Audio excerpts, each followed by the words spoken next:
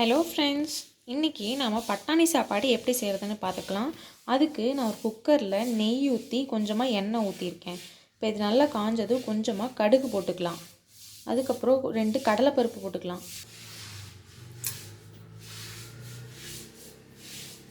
இப்போது இது நல்லா பொரிஞ்சதுக்கப்புறமேட்டு பிரியாணி இலை 2 ஏலக்காய் இதில் போட்டுக்கலாம்.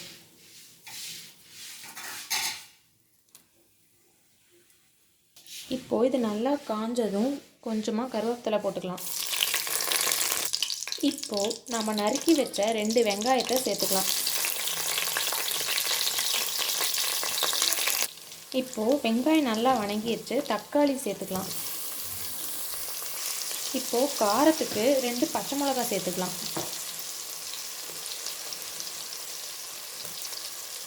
இப்போது நான் மிக்ஸி ஜாரில் இஞ்சி, பூண்டு, கொஞ்சமாக வெங்காயம் எல்லாத்தையும் சேர்த்து நல்லா அரைச்சி வச்சுருக்கேன்.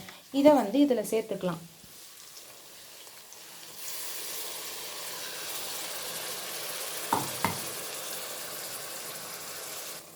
இப்போது இந்த டிஷ்ஷுக்கு தேவையான உப்பு சேர்த்துக்கலாம்.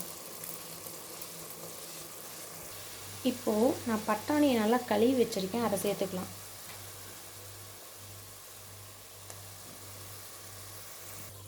இப்போது இதெல்லாம் நல்லா வணங்கிருச்சு.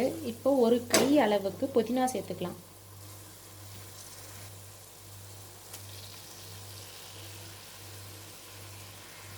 இப்போது மசாலா நல்லா வணங்கிருச்சு.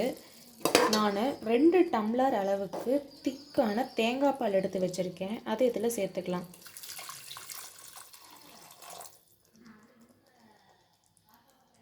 உப்பு பார்த்து சேர்த்துக்கணும், ஏன்னா உப்பு இது அதிகமாக உரைக்காது. இப்போது நான் இதில் ஒரு 3/4 சொம்பு அளவுக்கு தண்ணி ஊற்றிக்கிறேன்.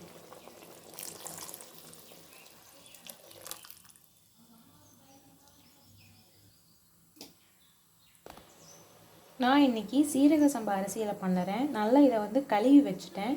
இப்போது இதில் நல்லா இப்போ கொதி வருது. இப்போ நம்ம இதில் சீரக சம்பா அரிசியை நம்ம இதில் சேர்த்துக்கலாம். சேர்த்துட்டு நான் மூடி வைக்க போகிறதில்ல, தம் வச்சு தான் வேக வைக்க போகிறேன்.